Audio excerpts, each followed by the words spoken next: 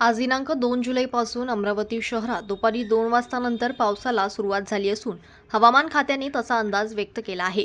गेल्या काही दिवसापासून जिल्ह्यात पावसाचा खंड पाहायला मिळत आहे। यामुळे शेतकऱ्याची चिंता वाढली असून अनेक शेतकऱ्यांवर पेरणीनंतर दुबार पेरणीचे संकट आले आहे।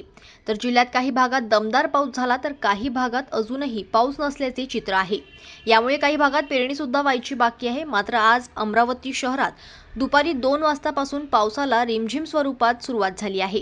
जिल्ह्याच्या भागात सुद्धा ढगाळ वातावरणावरून पाऊस पडण्याची शक्यता नाकारता येत नाही।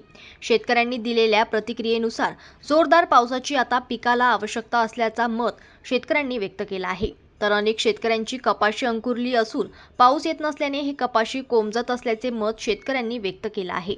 आज सकाळपासूनच वातावरणात मोठा बदल पाहायला मिळत होता। मात्र 2 वाजतानंतर पावसाला रिमझिम स्वरूपात सुरुवात झाली आहे।